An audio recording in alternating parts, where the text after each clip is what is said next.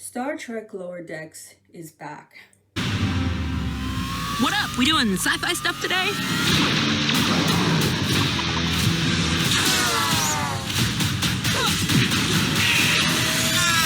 Only thing missing is Boimler. Season 2 of Lower Decks premiered this week. How do I feel about it? Well, my girl Beckett Mariner is back. If you've watched my channel, you know what some of my theories are about Beckett Mariner. You know, she's a better written version of Michael Burnham. She is a older than she looks or lets on, and she has problems with authority, chiefly because she thinks authority just gets in the way as opposed to solving problems. But Beckett Mariner is back. Last we left off on Lower Decks, Boimler left for the Titan, which is the ship that is captained by Will Riker. So he's there. So my fear for Lower Decks was that I thought that it would basically run out of steam, that it would rehash a lot of what we've seen before. It was so high energy that I thought there's no way it can just keep going and going and going and going. And I'm not sure it's there yet. I mean, it's only the first episode of season 2, but you know, it's the same hijinks from season 1. And in fact, I thought this first episode was actually a kind of rehashing of the episode Cupid's Errant Arrow with that's the episode where Boimler's girlfriend comes to visit, and Beckett Mariner just assume there must be something wrong with her because, you know, why is she with Boimler? Later it's revealed that Boimler has a parasite and as opposed to his girlfriend being the parasite, which Mariner thought. But this episode had a similar getup. So we have Tendi, the Orion female, and I've yet to learn anything about her Orionness except that she refutes the stereotypes of Orions as space pirates, but that's the extent of it. But we have Tendi, who, if you remember from last season, Rutherford, the half cyborg or cyborg character, because since a cyborg is technically someone who has cybernetic parts combined with organic parts, so he is a cyborg. And last season he malfunctioned and kind of self-sacrificed for the sake of the Cerritos, the ship, and ever since then his memory has been damaged, so he didn't remember Tendi. But of course the optimism of Lower Decks is that let's start over and be friends all over again. So in season 2, episode 1, Tendi notices so many changes in Rutherford that she becomes convinced that something is not quite right with him. And so she starts stalking him, basically, especially since he goes on a second date with Barnes. I think she's and I'm not sure how you're a Trill with the last name Barnes, but she's a Trill lady from season 1 that he first went on a date with in the very first episode of season 1. And she's stalking him, subjecting him to all these extensive medical tests to find out what's wrong with him. Again, very similar to the setup of Beckett Mariner and Boimler in Cupid's Errant Arrow from season 1. But ultimately he's terrified of her, and then they get together, and ultimately it's discovered there's not really anything wrong with him, but they did fix his pear addiction, because pear, who likes pear? Ew, it's fuzzy. But other than that, there was the issue with Beckett Mariner and her mom, Carol Freeman, who is the captain. So as of last season, everyone found out that Freeman was Beckett Mariner's mom, so now they've been working together, but they don't get along. Their styles are very different, but they're trying to make it work as a mommy and daughter team, and it's blatantly obvious it's not happening. We start with Mariner in training facility, and she is doing the holodeck program where she is her, and by the way, this is why Beckett Mariner is my girl, because that's exactly what I would do.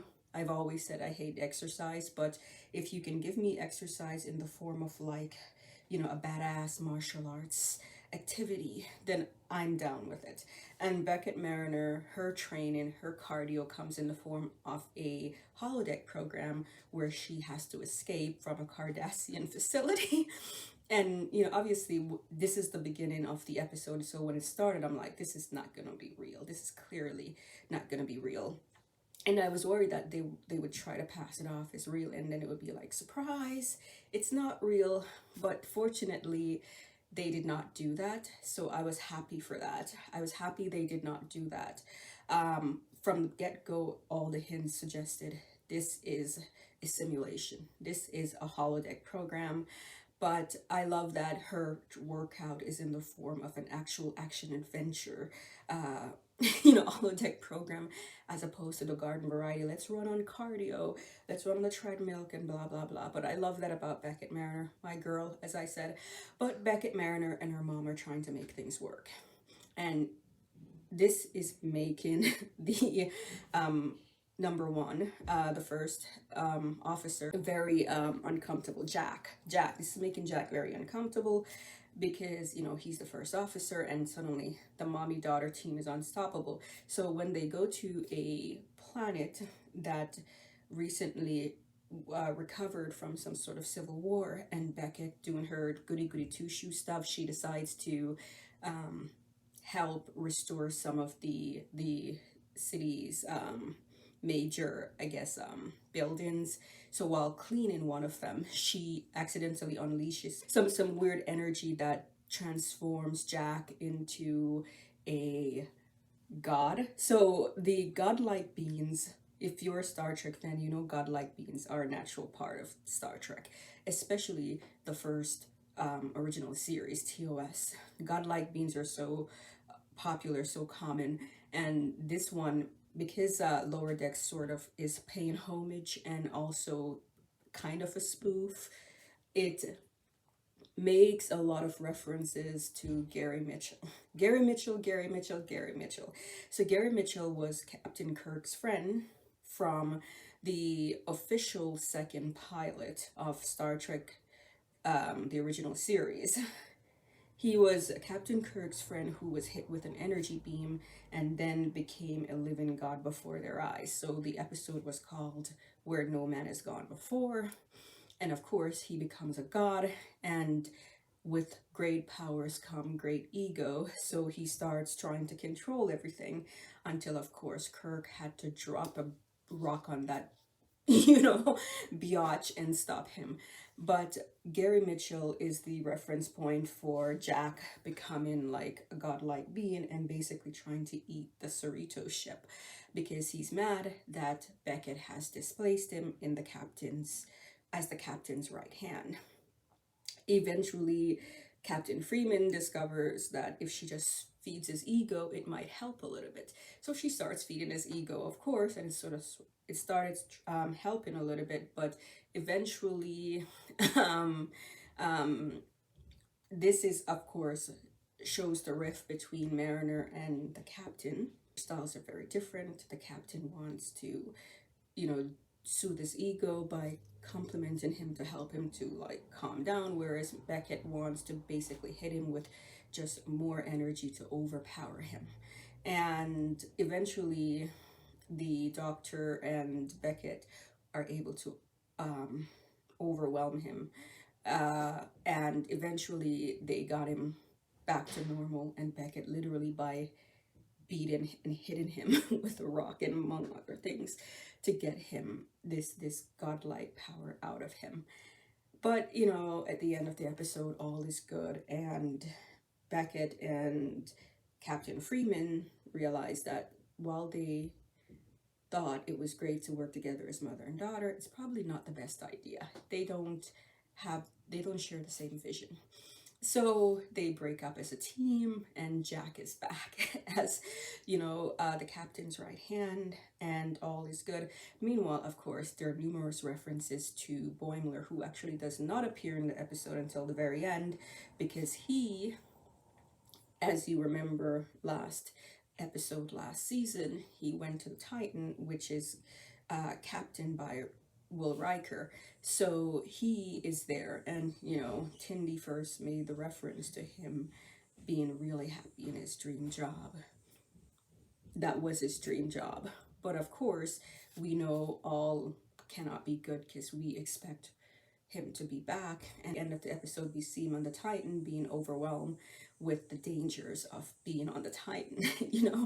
Maybe he's not ready for being on a dangerous starship as of yet. Maybe just being on the Cerritos is probably what's right for him. So we know right from that he will be back. It's just too dangerous for him right now. Just too wild, just too crazy, just too extreme. But, I don't know. I feel as if season 2, episode 1 is not enough yet for me to really know whether or not they can sustain what they gave us in season 1. And I really love season 1. I thought, every episode just kept, going higher and higher and higher. But at the same time, there's got to be a low. And even though season 2, episode 1 starts with the same sort of high octane energy, I'm not sure if they can sustain it. And by the way, I've been paying attention to a lot of these fandom people, these fandom menace people, and a lot of them who don't like this series because they think it's ruining Star Trek. I think that's BS. I understand a lot of the concerns with Discovery, which I think is the weakest, technically, of the 3, now that I've rewatched a few of them.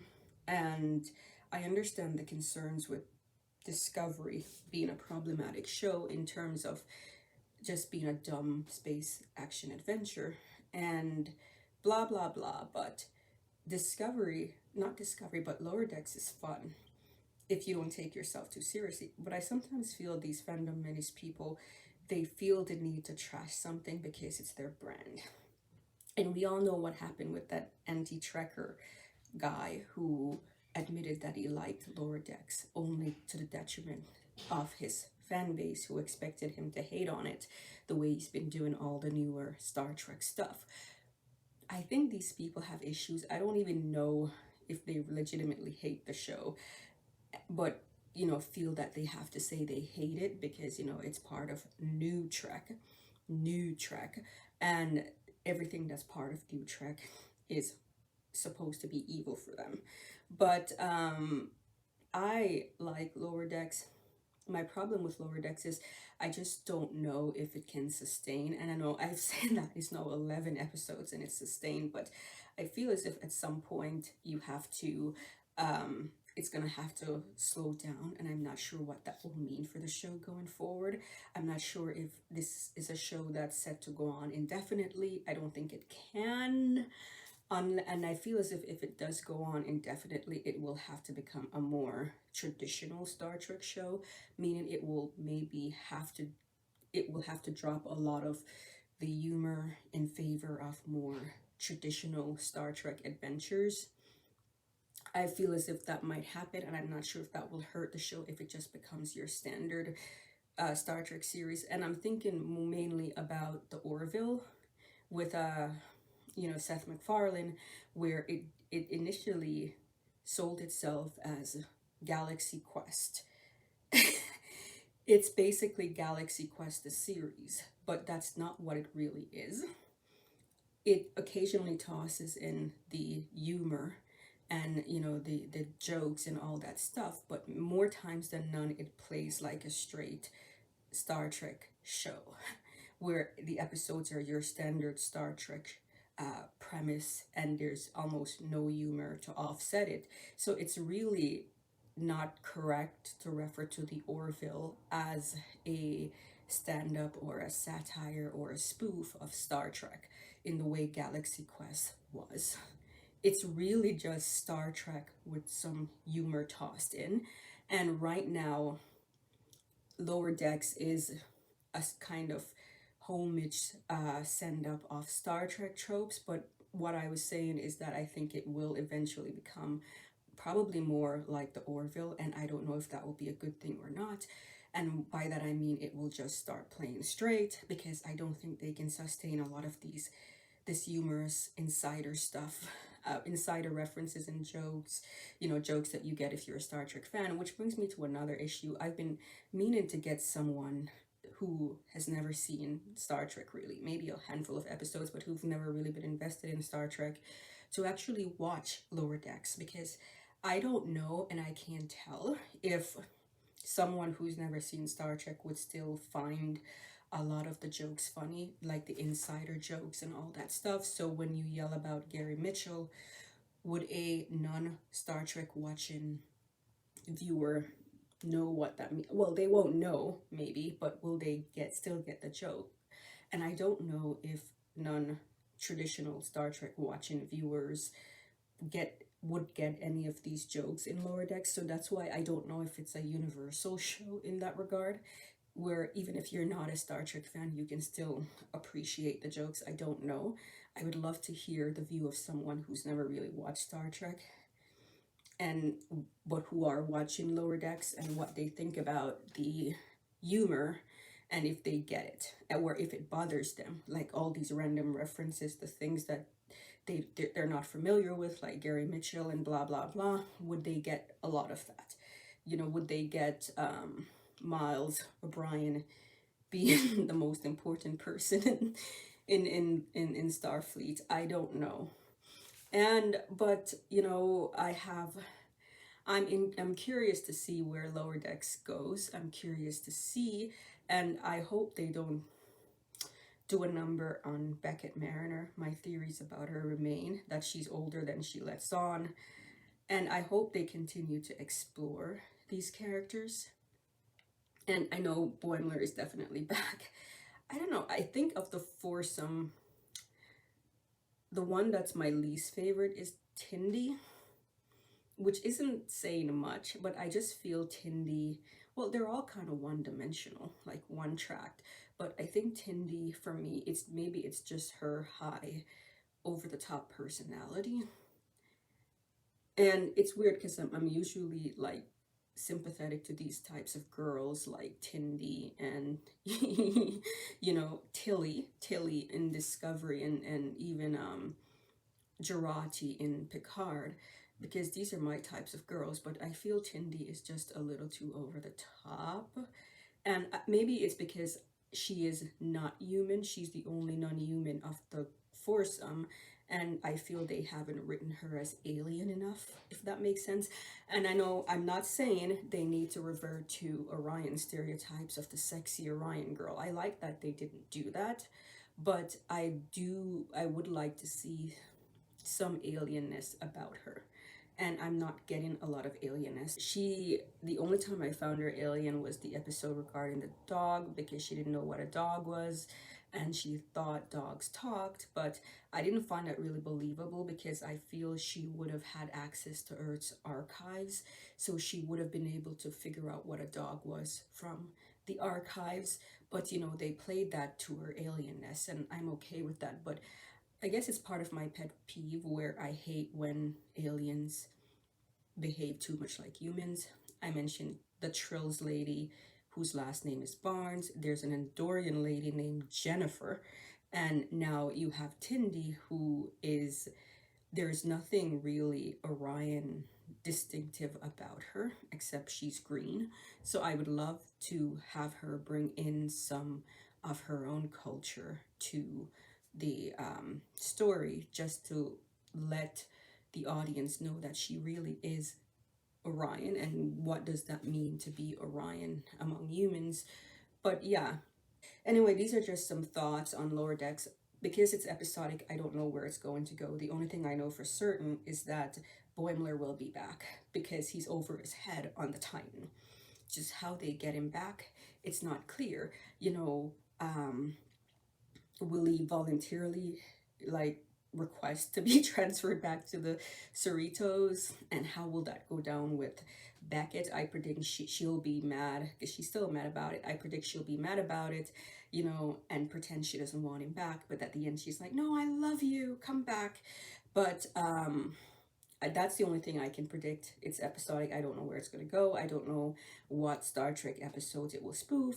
I remember watching one of the reviews and someone was saying maybe we should see in season 1 they largely focused on TNG, which makes a lot of sense because Mike McMahon, the creator, was a big TNG fan.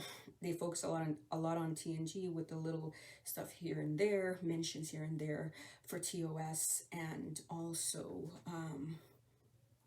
a little Voyager references, chiefly the Janeway protocol, but it wasn't really anything that they drew from those shows. There was one like DS9 reference, but I'm hoping that going forward in season 2 they will draw more from the pool of DS9 and also Voyager and maybe even Enterprise. Just draw from the whole thing. Just draw from the whole thing. They've yet to make a reference to Discovery, a ship that never existed. But yeah, let's just draw from that, or even Picard, because actually no, this is before Picard, or yeah, right before, but they can draw from a lot more Star Trek stuff. So I love to see that going forward for season 2. Again, I'm not sure yet how well season 2 will do compared to season 1. So far, it's obvious that they're keeping a lot of the tone and a lot of the other things that made season 1 so great. But my fear is that the novelty factor will wear off and then they will go into a more traditional Star Trek route. But again, let me know what you think about Star Trek Lower Decks Season 2, Episode 1, and the season overall, the show overall, your thoughts on the characters, and subscribe.